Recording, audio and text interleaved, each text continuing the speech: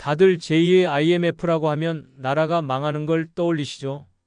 1997년 그때 기억하시나요? 기업들이 줄줄이 쓰러지고 실업자가 거리에 넘쳐나던 시절. 그런데 그 상식 지금은 완전히 틀렸습니다. 이번 위기는 나라가 아니라 개인의 노후를 정조준합니다. 조용히 통장부터 말려주기는 방식으로 말이죠. 저는 20년간 노후 자산 흐름과 금융사고 사례를 분석해온 생활재무연구가 박재현입니다. 수백 건의 노후 파산 사례를 직접 들여다보면서 한 가지 공통점을 발견했습니다. 바로 예전 상식을 그대로 믿고 살았다는 점입니다. 1990년대, 2000년대에 통했던 방식을 2025년에도 똑같이 적용하고 계셨던 겁니다.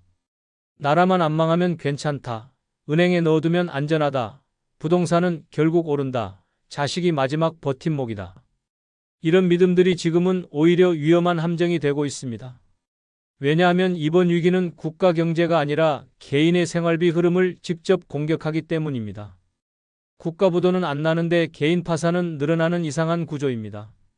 통장 잔고는 그대로인데 물가만 오르고 금리는 높아도 생활비는 더 빠르게 빠져나가고 집은 있는데 손에 쥔 돈은 없는 상황. 이게 바로 지금 많은 시니어분들이 겪고 계신 현실입니다. 예전 IMF 때는 나라가 위기였지만 지금은 내 지갑이 위기입니다. 정부는 멀쩡한데 내 생활은 무너지는 겁니다. 더 무서운 건 이게 조용히 진행된다는 겁니다. IMF 때는 뉴스에서 난리였죠. 그런데 지금은 조용합니다. 어느 날 갑자기 통장이 바닥나고 나서야 위기인 걸 깨닫게 됩니다. 그때는 이미 늦습니다. 오늘 이 이야기를 처음 들으셨다면 댓글로 남겨주세요. 지금부터 왜 예전 상식대로 살면 안 되는지, 무엇을 바꿔야 하는지 하나씩 짚어보겠습니다. 얼마 전 지인의 장인어른 이야기를 들었습니다. 평생 성실하게 일하시고 은퇴 후엔 은행 예금이 제일 안전하다고 믿으셨던 분입니다. 뉴스에서 고금리 준다는 말만 나오면 여기저기 예금 쪼개서 넣으셨죠. 1년짜리, 2년짜리, 3년짜리 만기 다 다르게 해서 분산했다고 자랑하시기까지 하셨습니다. 나라가 안 망하면 괜찮다고 은행이 제일 안전하다고 믿으셨습니다. 그런데 문제는 거기서 시작됐습니다. 물가는 오르고 생활비는 점점 늘어나는데 통장 잔고는 그대로였습니다. 금리 5% 받는다고 좋아했는데 식비는 20%가 올랐으니까요. 전기세는 30%, 가스비는 40% 올랐습니다. 병원비도 만만치 않았고요. 게다가 예금은 만기 전엔 꺼낼 수도 없었습니다. 돈은 있는데 쓸 수 없는 돈이었던 겁니다. 처음엔 그래도 버티셨습니다. 조금만 아끼면 되겠지 싶으셨던 거죠. 외식 줄이고 취미생활도 끊고 친구 만나는 것도 줄이셨습니다. 그런데 그것도 한계가 있었습니다. 생활비는 계속 오르는데 수입은 고정되어 있으니까요. 결국 몇 달 지나지 않아 적자가 시작됐습니다. 결국 생활비가 모자라 자식에게 손을 벌리게 됐고 그때부터 마음이 무너지기 시작하셨다고 합니다. 돈이 줄어드니 말수가 줄고 자존감도 같이 내려앉았다고 하시더군요. 평생 자식한테 폐 안 끼치려고 악착같이 모아왔는데 결국 이렇게 됐다며 자책하시는 모습을 보고 정말 가슴이 아팠습니다. 밤에 잠도 제대로 못 주무시고 자식들 눈치만 보게 됐다고 합니다. 이런 이야기를 저는 너무 많이 봐왔습니다. 예전 방식대로 하면 안전할 거라 믿었다가 뒤늦게 후회하시는 분들을요. 그래서 오늘 이 영상은 여러분의 노후 자산 관리 방식을 완전히 바꿀 수 있는 중요한 지혜를 담았습니다. 끝까지 보시면 왜 지금 당장 습관을 바꿔야 하는지 분명하게 깨닫게 되실 겁니다. 특히 마지막 챕터에서 말씀드릴 단 하나의 실천법을 놓치시면 오늘 영상을 본 의미가 없어집니다. 혹시 아직 구독과 좋아요를 누르지 않으셨다면 지금 바로 눌러주세요. 이 채널은 여러분의 건강한 노후를 응원합니다. 이런 중요한 정보를 더 많은 분들이 알 수 있도록 구독과 좋아요로 응원해 주시고 가족분들과도 꼭 공유해 주세요. 특히 비슷한 고민을 하고 계신 친구분들께도 보내주시면 정말 큰 도움이 될 겁니다. 그래서 이제부터는 이 위기가 왜 예전 IMF와 완전히 다른지 우리 일상에서 통장을 말려주기는 상식들을 하나씩 구체적으로 짚어보겠습니다. 많은 분들이 뉴스에서 경제 괜찮다는 소리만 들으면 안심하십니다. 나라만 안 망하면 괜찮다고 생각하시죠? 그런데 이번 위기는 국가가 아니라 개인의 지갑을 공격합니다. 해외 경제 연구기관들은 최근 위기를 생활형 위기로 분류하고 있습니다. 국가 경제 지표는 멀쩡한데 개인 가계는 무너지는 구조라는 겁니다. 국내 소비자 생활 연구소 자료를 보면 더 명확합니다. 2023년 대비 2024년 시니어 가구의 월 평균 생활비는 18% 증가했는데 같은 기간 국가 경제 성장률은 2%였습니다. 국가는 성장하는데 개인은 더 가난해지는 이상한 구조입니다. 이게 바로 이번 위기의 특징입니다. 제가 만난 69세 김영호님은 뉴스에서 나라 경제가 괜찮다고 하니까 안심하고 계셨습니다. GDP도 괜찮고 실업률도 안정적이라고 하니까요. 그런데 막상 본인 생활을 보니 매달 생활비 압박은 점점 커졌습니다. 전기세, 가스비, 식비 다 올랐는데 국가 경제 지표는 안정적이라고 하니 도저히 이해가 안 가신 겁니다. 나라는 괜찮다는데 왜 나만 힘든 건가 자책까지 하셨습니다. 그래서 여러분은 국가 상황보다 내월 지출을 먼저 점검해야 합니다. 뉴스만 보고 판단하지 마십시오. 요즘 생활비 부담 커졌다고 느끼시나요? 그게 바로 이번 위기의 실체입니다. 여러분이 느끼는 그 압박감이 진짜 위기입니다. 두 번째는 은행에 돈만 넣어두면 안전하다는 믿음입니다. 그런데 돈이 묶이는 순간 내 돈이 아닙니다. 국내 금융 소비자 보호기관 자료에서도 유동성 위험이 반복 경고되고 있습니다. 급전이 필요한 순간에 돈을 못 쓰는 상황이 얼마나 위험한지 아시나요? 특히 시니어분들은 갑작스러운 의료비 지출이 많습니다. 건강검진에서 이상이 나오면 바로 정밀검사 들어가야 하고 수술까지 가면 수천만 원이 필요합니다. 그런데 그 돈이 예금에 묶여 있으면 어떻게 됩니까? 중도 해지하면 이자를 거의 못 받거나 심지어 원금 손해까지 볼 수 있습니다. 72세 이정수님은 고금리 유혹에 빠져 목돈 5천만 원을 전부 3년 예금에 넣으셨습니다. 금리가 5.5%였으니까 3년이면 꽤 이자가 붙는다고 생각하셨죠? 그런데 1년도 안 돼서 갑자기 무릎 수술이 필요해졌습니다. 병원비가 당장 1천만 원 필요한데 예금은 중도 해지하면 금리를 거의 못 받는 상황이었습니다.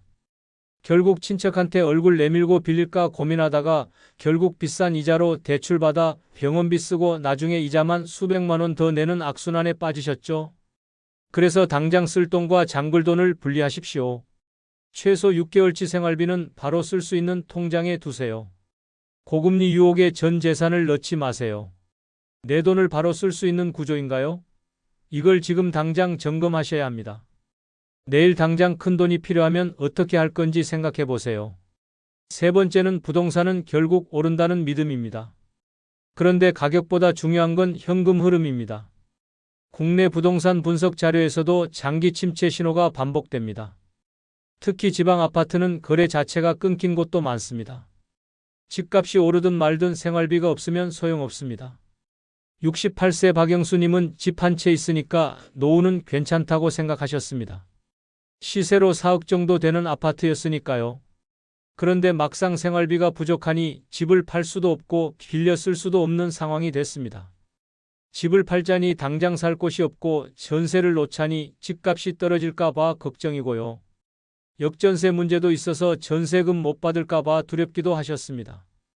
집은 있는데 손에 쥔 돈은 없는 겁니다. 역전세 문제도 터지고 집값도 안 오르니 부동산만 믿고 있다가 뒤늦게 후회하게 됐죠. 특히 지방에 땅이나 빌라 가지고 계신 분들은 더 심각합니다. 팔고 싶어도 사는 사람이 없습니다. 자산의 모양보다 쓰임을 점검하세요. 집 한 채 믿고 준비를 미루지 마세요. 지금 내 자산은 생활을 도와주고 있나요? 이 질문에 답할 수 있어야 합니다. 네 번째는 자식이 마지막 버팀목이라는 생각입니다. 그런데 돈과 관계는 별개입니다. 가족 간 금전 갈등은 노후 우울의 주요 원인으로 보고됩니다. 돈 때문에 가족 관계가 무너지는 경우를 저는 정말 많이 봤습니다. 명절 때 얼굴도 안 보는 가족들이 얼마나 많은지 아십니까? 70세 최미자님은 자식들이 힘들다고 하면 무조건 도와주셨습니다. 손주 학원비 300만 원, 며느리 사업 자금 2천만 원, 아들 자동차 구입 1천만 원까지 도와드렸죠. 10년 동안 모은 노후 자금 5천만 원이 다 나갔습니다. 그런데 나중에 본인이 병원비로 힘들 때는 아무도 나서지 않았습니다. 오히려 더 달라는 말만 들었고 관계는 점점 멀어졌습니다. 명절에도 연락이 뜸해지고 생일에도 안 옵니다. 최미자님은 돈 때문에 자식을 잃었다고 후회하고 계십니다.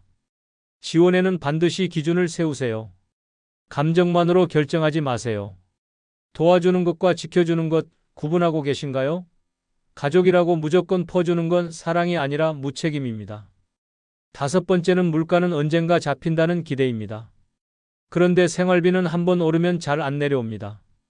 국내 소비자 물가 장기 분석 자료에서도 같은 결과가 나옵니다. 최근 30년간 식료품비는 단 한 번도 전년 대비 하락한 적이 없습니다.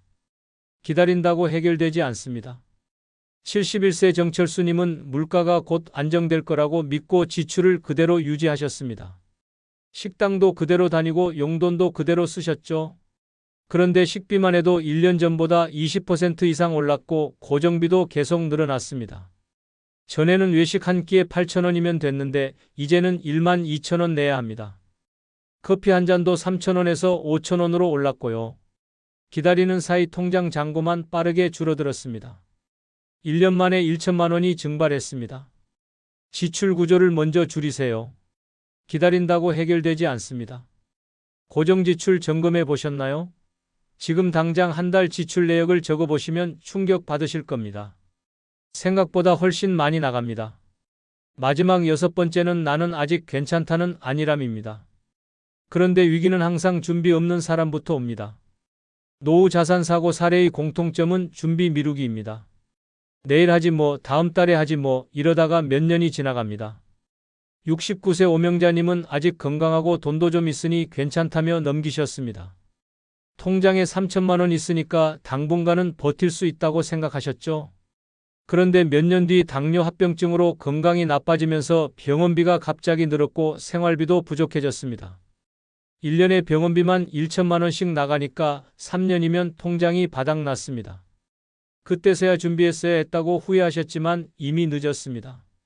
건강도 나빠지고 돈도 떨어지니 선택지가 없어진 겁니다. 오늘 바로 하나만 바꾸세요. 설마라는 생각이 가장 위험합니다. 지금 바로 바꿀 수 있는 한 가지는 뭘까요? 댓글로 남겨주시면 제가 직접 피드백 드리겠습니다. 이제 다음으로 이 위기를 버텨내는 실제 생활 실천법을 하나하나 구체적으로 정리해 보겠습니다. 돈을 나눠서 관리하는 게 첫 번째입니다. 생활비 통장과 잔금 통장은 목적이 다릅니다. 생활비 통장은 언제든 꺼낼 수 있어야 하고 잔금 통장은 절대 건드리지 않는 돈이어야 합니다. 그런데 많은 분들이 한 통장에 몰아두고 계십니다. 그러면 급할 때 구분이 안 돼서 긴급 자금까지 써버리게 됩니다. 구체적으로 어떻게 나누냐고요? 3개 통장으로 나누십시오. 첫 번째는 생활비 통장입니다. 한 달 생활비 2개월치를 넣어두세요. 여기서 식비, 관리비, 통신비 다 나갑니다. 두 번째는 비상금 통장입니다. 갑작스러운 병원비나 경조사비 같은 걸 여기서 씁니다. 최소 6개월치 생활비를 넣어두세요. 세 번째는 목돈 통장입니다. 여기는 절대 건드리지 않습니다. 정말 큰일 날 때만 쓰는 겁니다. 한 통장에 몰아두지 마세요. 당장 한 통장부터 분리하세요. 내 통장은 역할이 나뉘어 있나요? 아니라면 오늘 당장 은행 가서 통장 하나 더 만드세요. 인터넷으로도 할 수 있습니다. 10분이면 됩니다. 두 번째는 현금 흐름을 매달 확인하는 겁니다. 흐름을 모르면 줄일 수 없습니다. 많은 분들이 대충 얼마 쓴다고만 생각하시지 정확한 액수를 모르십니다. 그러니까 새는 돈을 막을 수가 없는 겁니다. 카드 명세서 한 번도 안 보시는 분들 많습니다. 한 달에 한 번만이라도 지출 내역을 적어보세요. 꼭 앱을 쓸 필요 없습니다. 수첩에 적어도 됩니다. 식비 얼마, 병원비 얼마, 경조사비 얼마 이렇게만 적어도 됩니다. 적다 보면 보입니다. 생각보다 식비가 많이 나가는구나, 택시비가 많이 나가는구나 이런 게 보입니다. 보이면 줄일 수 있습니다. 대충 넘기지 마세요. 한 달에 한 번 적어보세요. 이번 달 지출 기억나시나요? 못하신다면 지금 바로 시작하세요. 오늘부터 영수증을 모으세요. 한 달 뒤에 그걸 다 꺼내서 계산해 보세요. 충격 받으실 겁니다. 세 번째는 도와줄 땐 조건을 분명히 하라는 겁니다. 기준은 관계를 지켜줍니다. 가족이라고 자식이라고 무조건 주는 건 사랑이 아니라 무책임입니다. 얼마를 언제까지 어떤 목적으로 주는지 분명히 하세요. 그래야 나중에 서로 상처받지 않습니다. 예를 들어볼까요? 아들이 사업 자금 3천만 원을 달라고 합니다. 그럼 이렇게 하세요. 3천만 원을 주는 게 아니라 빌려주는 겁니다. 1년 뒤에 갚기로 약속하고 간단한 차용증을 쓰세요. 이자는 안 받아도 됩니다. 가족이니까요. 하지만 원금은 돌려받기로 약속하세요. 그리고 그걸 문자 메시지로라도 남겨두세요. 말로만 약속하지 마세요. 간단한 기록이라도 남기세요. 문자 메시지로라도 남겨두면 나중에 오해가 없습니다. 지금까지 기준 없이 준 적 있나요? 그럼 지금부터라도 기준을 세우세요. 늦었다고 생각할 때가 가장 빠릅니다. 네 번째는 유혹을 차단하는 겁니다. 공짜 정보는 없습니다. 요즘 시니어 대상으로 한 금융 사기가 정말 많습니다. 고수익 보장한다, 원금 보장한다, 정부 지원 사업이다. 이런 말로 접근합니다. 전화로 오기도 하고 문자로 오기도 하고 심지어 집까지 찾아옵니다. 그런데 진짜 좋은 상품은 전화로 권유하지 않습니다. 은행에서 직접 찾아와서 권유하는 상품치고 좋은 거 없습니다. 다 수수료 많이 떼는 상품입니다. 급한 수익 이야기는 피하세요. 한 달 만에 원금 2배, 이런 이야기는 100% 사기입니다. 모르는 연락은 끊으세요. 최근 수상한 연락 받은 적 있나요? 있다면 지금 바로 차단하십시오. 연락처를 아예 지워버리세요. 명함 받았으면 찢어서 버리세요. 카톡도 차단하세요. 미련 갖지 마세요. 다섯 번째는 지키는 게 이기는 거라는 마음가짐입니다. 지금은 불리는 시기가 아닙니다. 주변에서 주식으로 돈 벌었다, 코인으로 대박 났다 이런 이야기 들으면 혹하십니다. 나도 한번 해볼까 싶으시죠? 그런데 시니어 나이에 그런 투자는 위험합니다. 잃으면 회복할 시간이 없기 때문입니다. 30대, 40대는 잃어도 다시 벌 수 있습니다. 일을 하니까요. 그런데 70대는 다릅니다. 한번 잃으면 끝입니다. 그 돈 다시 모을 방법이 없습니다. 남들 따라가지 마세요. 원금 보존을 목표로 하세요. 지금 목표는 수익인가 안정인가요? 안정이어야 합니다. 불리려고 하지 말고 지키는 데 집중하세요. 여섯 번째는 혼자 결정하지 말라는 겁니다. 큰돈이 관련된 결정은 반드시 가족이나 믿을 만한 사람과 상의하세요. 나이가 들수록 판단력이 흐려지기 쉽습니다. 이건 부끄러운 게 아닙니다. 자연스러운 현상입니다. 사기꾼들은 그걸 노립니다. 급하다, 지금 아니면 기회가 없다. 이렇게 조르면 혼자 결정하게 만듭니다. 하루만 기다려도 됩니다. 그 하루가 사기를 막아줍니다. 중요한 결정은 24시간 기다리세요. 가족에게 꼭 말하세요. 숨기지 마세요. 괜히 걱정 끼치기 싫어서 혼자 결정하시는 분들 많은데 그게 더 위험합니다. 일곱 번째는 정기적으로 점검하는 습관입니다. 통장 잔고, 지출 내역, 고정비 이런 걸 한 달에 한 번만이라도 보세요. 그냥 지나가는 게 아니라 의식적으로 점검하는 겁니다. 점검하지 않으면 새는 돈을 모릅니다. 달력에 매달 1일을 점검일로 정해두세요. 그날은 무조건 통장을 확인하세요. 지금 당장 달력에 표시해두세요. 휴대폰 알람 맞춰두셔도 됩니다. 여덟 번째는 작은 것부터 줄이는 겁니다. 큰 돈을 확 줄이려고 하면 스트레스만 받습니다. 작은 것부터 하나씩 줄여보세요. 커피 한 잔, 택시비, 배달비 이런 것부터요. 커피를 매일 한 잔씩 사 드셨다면 이틀에 한 잔으로 줄여보세요. 한 달이면 5만 원 아낍니다. 택시 타시던 거 버스 타시면 한 달에 10만 원 아낍니다. 배달시켜 드시던 거 직접 해 드시면 한 달에 20만 원 아낍니다. 이렇게 하면 한 달에 35만 원입니다. 작다고 무시하지 마세요. 작은 습관이 모여 큰 변화를 만듭니다. 1년이면 400만 원이 모입니다. 이번 달부터 하나만 줄여보세요. 무엇을 줄이시겠습니까? 댓글로 남겨주세요. 이제 마지막으로 오늘 이야기를 정리하고 당장 실천할 수 있는 방법을 말씀드리겠습니다. 오늘 이야기의 핵심은 단순합니다. 예전 상식대로 살면 이번 위기에서는 노후가 먼저 무너집니다. 나라가 지켜줄 거라는 믿음, 은행이 안전하다는 생각, 부동산은 결국 오른다는 기대, 자식이 마지막이라는 안일함. 이 모든 상식이 지금은 오히려 위험할 수 있습니다. 이번 위기는 예전 IMF와 완전히 다릅니다. 국가가 무너지는 게 아니라 개인의 생활비가 무너지는 구조입니다. 뉴스는 괜찮다는데 내 통장은 말라가고 있습니다. 금리는 높다는데 물가는 더 빠르게 오릅니다. 집은 있는데 손에 쥔 돈은 없습니다. 이게 지금 현실입니다. 잘못 관리하면 어떻게 될까요? 통장 잔고는 줄어들고 생활비는 부족해지고 자식에게 손 벌리게 되고 자존감은 무너집니다. 평생 모은 돈이 순식간에 사라지고 노후는 불안해집니다. 가족관계마저 돌이킬 수 없이 망가집니다. 밤에 잠 못 이루고 하루하루 불안에 떨게 됩니다. 병원 가기도 무섭고 친구 만나기도 부담스럽습니다. 이게 잘못된 관리의 끝입니다. 반대로 제대로 관리하면 어떻게 될까요? 위기 속에서도 내 생활은 지켜집니다. 통장 흐름을 알고 있으니 새는 돈을 막을 수 있습니다. 돈을 나눠 관리하니 긴급 상황에도 당황하지 않습니다. 기준을 세워두니 가족 관계도 편안합니다. 유혹을 차단하니 사기도 안 당합니다. 지키는 것에 집중하니 원금이 보존됩니다. 밤에 푹 자고 낮에는 여유롭게 지냅니다.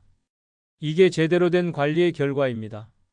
오늘 당장 실천할 수 있는 단 하나를 말씀드리겠습니다. 통장부터 점검하세요. 내가 바로 쓸 수 있는 돈이 얼마인지, 잠가둔 돈은 어디 있는지, 한 달 지출은 얼마인지. 이 세 가지만 확인하세요. 모르고 있으면 관리할 수 없습니다. 아는 것부터가 시작입니다. 종이 한 장 꺼내서 지금 바로 적어보세요. 생활비 통장 잔고, 묶여있는 돈, 지난달 지출. 이 세 개만 적어도 오늘부터 달라집니다. 적는 순간 흐름이 보입니다. 흐름이 보이면 대책이 보입니다. 대책이 보이면 불안이 줄어듭니다. 지금 당장 하세요. 미루면 안 됩니다. 내일 하겠다고 하면 영원히 안 합니다. 지금 이 영상 끄기 전에 종이 꺼내서 적어보세요. 다음 영상에서는 지금 노년층이 가장 많이 실수하는 돈 관리 습관 한 가지를 더 짚어보겠습니다. 통장 정리보다 더 중요한데 놓치기 쉬운 부분입니다. 바로 보험 정리입니다. 필요 없는 보험 유지하면서 매달 수십만 원씩 새는 분들 정말 많습니다. 구독 눌러두시면 바로 알림 받으실 수 있습니다. 오늘 이야기 공감되셨다면 댓글로 한 줄만 남겨주세요. 여러분은 지금 무엇부터 바꾸실 건가요? 통장 점검인가요? 지출 줄이기인가요? 아니면 가족과의 기준 세우기인가요? 여러분의 다짐이 다른 분들께도 큰 힘이 됩니다. 댓글 기다리겠습니다. 그리고 이 영상이 도움되셨다면 좋아요 눌러주시고 가족분들과도 꼭 공유해주세요. 감사합니다.